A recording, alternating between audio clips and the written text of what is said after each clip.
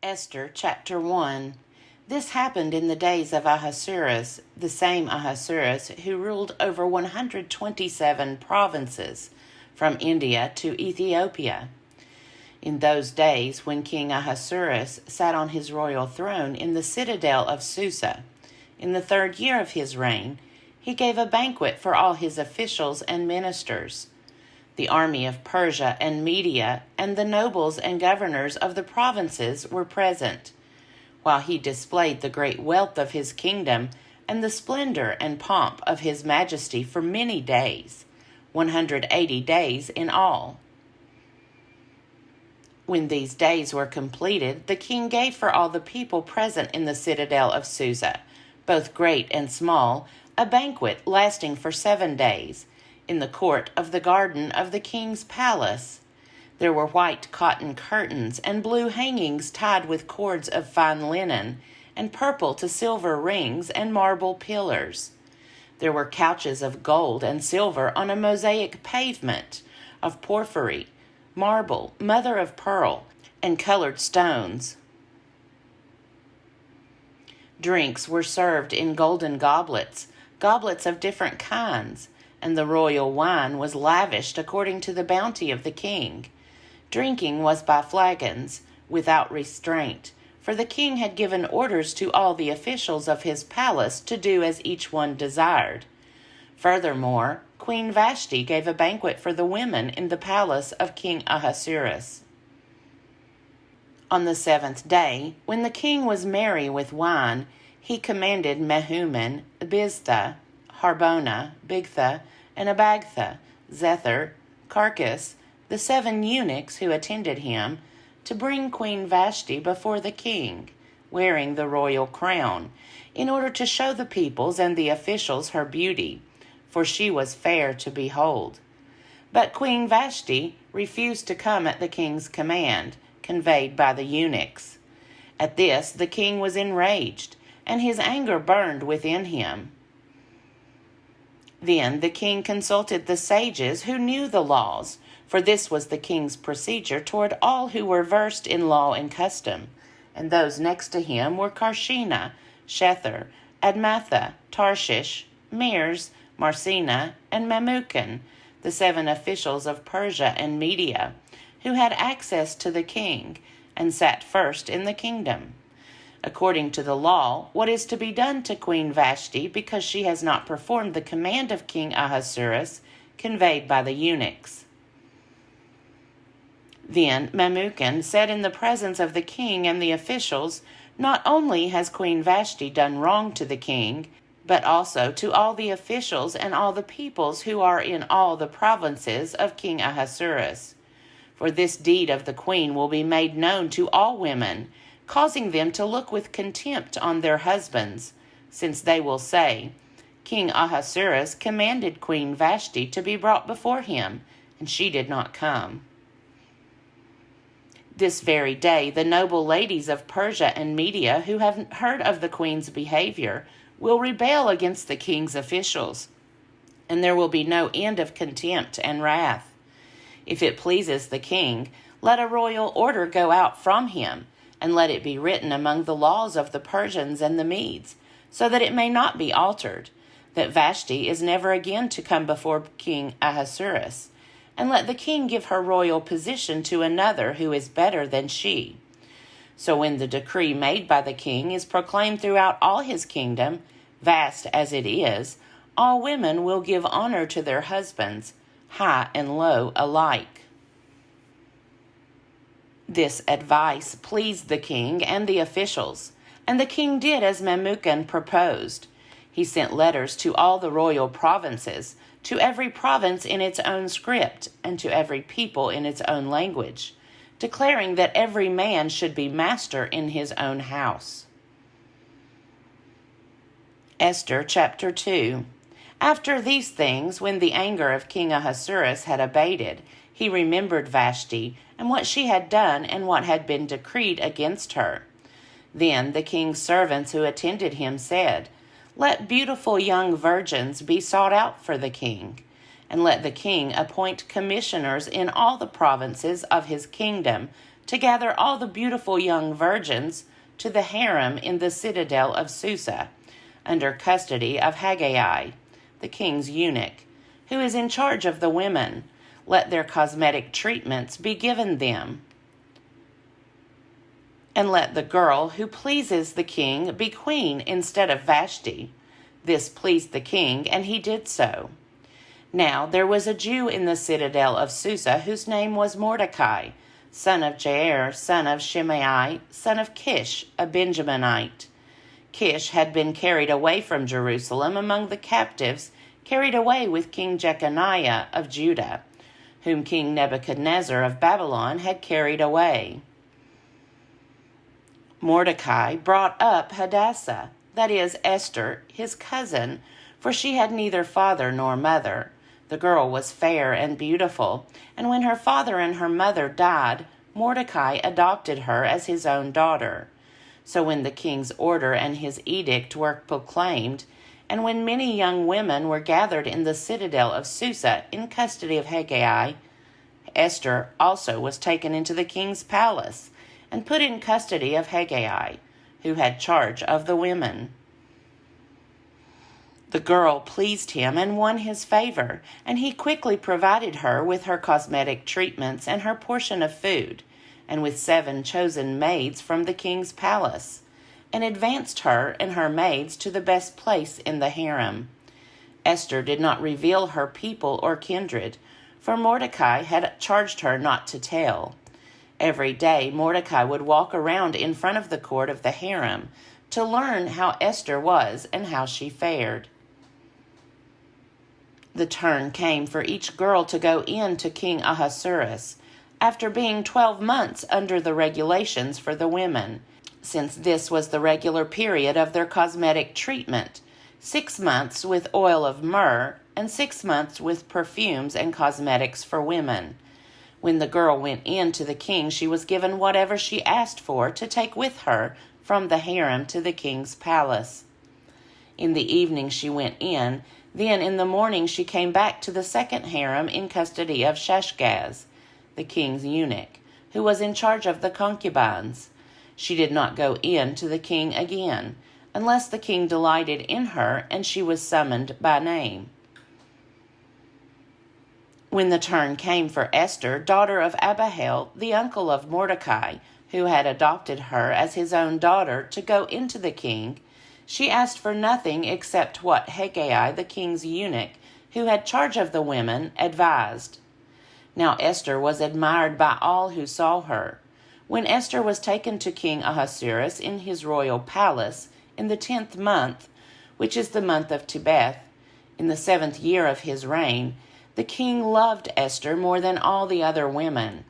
Of all the virgins, she won his favor and devotion, so that he set the royal crown on her head and made her queen instead of Vashti.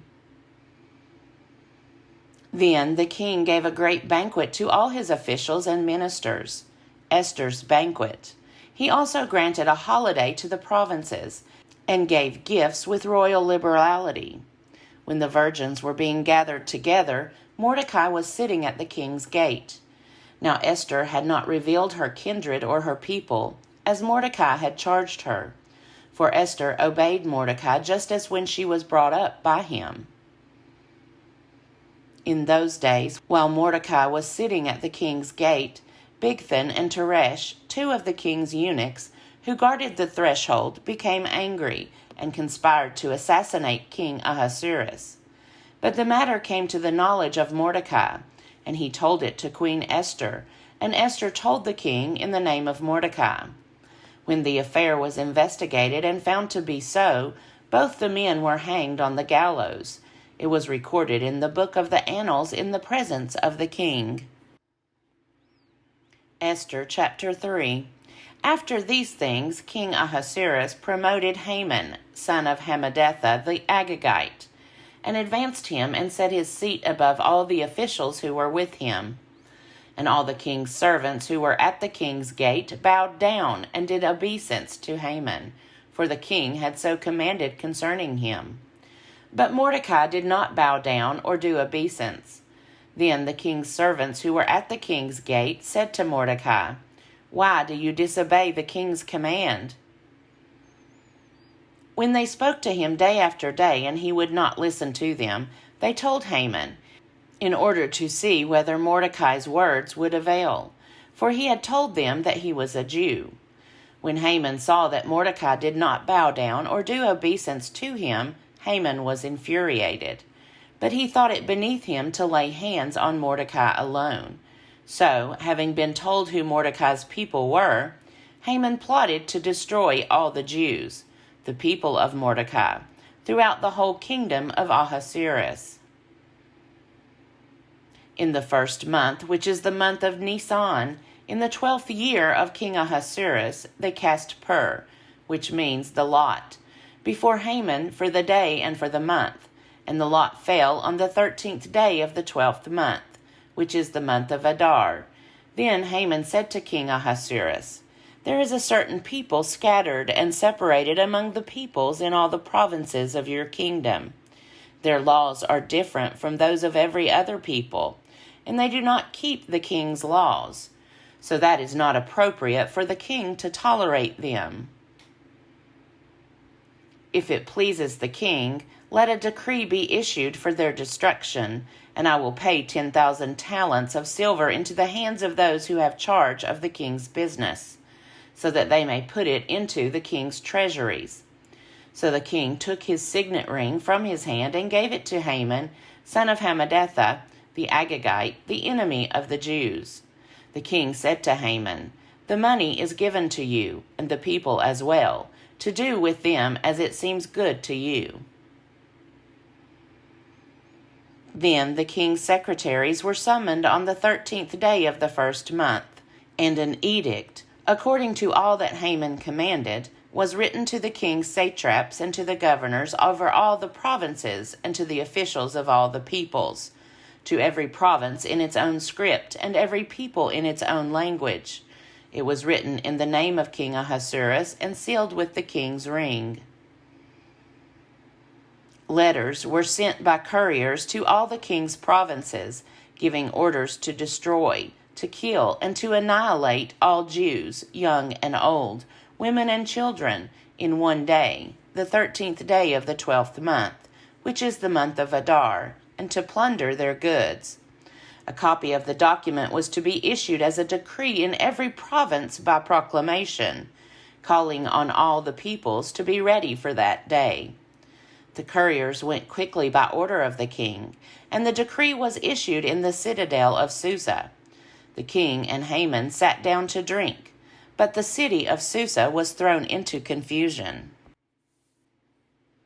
Esther chapter 4. When Mordecai learned all that had been done, Mordecai tore his clothes and put on sackcloth and ashes, and went through the city, wailing with a loud and bitter cry. He went up to the entrance of the king's gate, for no one might enter the king's gate clothed with sackcloth. In every province, wherever the king's command and his decree came, there was great mourning among the Jews, with fasting and weeping and lamenting, and most of them lay in sackcloth and ashes. When Esther's maids and her eunuchs came and told her, the queen was deeply distressed. She sent garments to clothe Mordecai, so that he might take off his sackcloth, but he would not accept them. Then Esther called for Hathach, one of the king's eunuchs, who had been appointed to attend her, and ordered him to go to Mordecai to learn what was happening and why. Hathach went out to Mordecai in the open square of the city in front of the king's gate, and Mordecai told him all that had happened to him, and the exact sum of money that Haman had promised to pay into the king's treasuries for the destruction of the Jews. Mordecai also gave him a copy of the written decree issued in Susa for their destruction, that he might show it to Esther, explain it to her, and charge her to go to the king to make supplication to him and entreat him for her people. Hathach went and told Esther what Mordecai had said. Then Esther spoke to Hathach and gave him a message for Mordecai, saying, "All the king's servants and the people of the king's provinces, Know that if any man or woman goes to the king inside the inner court without being called, there is but one law. All alike are to be put to death. Only if the king holds out the golden scepter to someone, may that person live. I myself have not been called to come in to the king for 30 days. When they told Mordecai what Esther had said, Mordecai told them to reply to Esther, "Do not think that in the king's palace you will escape any more than all the other Jews. For if you keep silence at such a time as this, relief and deliverance will rise for the Jews from another quarter, but you and your father's family will perish. Who knows? Perhaps you have come to royal dignity for just such a time as this."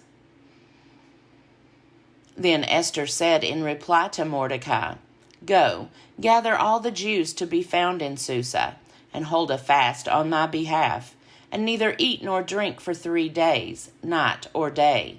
I and my maids will also fast as you do. After that I will go to the king, though it is against the law, and if I perish, I perish." Mordecai then went away and did everything as Esther had ordered him. Esther chapter 5. On the 3rd day Esther put on her royal robes and stood in the inner court of the king's palace, opposite the king's hall. The king was sitting on his royal throne inside the palace, opposite the entrance to the palace. As soon as the king saw Queen Esther standing in the court, she won his favor, and he held out to her the golden scepter that was in his hand. Then Esther approached and touched the top of the scepter. The king said to her, "What is it, Queen Esther? What is your request? It shall be given you, even to the half of my kingdom." Then Esther said, "If it pleases the king, let the king and Haman come today to a banquet that I have prepared for the king." Then the king said, "Bring Haman quickly, so that we may do as Esther desires." So the king and Haman came to the banquet that Esther had prepared. While they were drinking wine, the king said to Esther, "What is your petition? It shall be granted you. And what is your request? Even to the half of my kingdom it shall be fulfilled." Then Esther said, "This is my petition and request.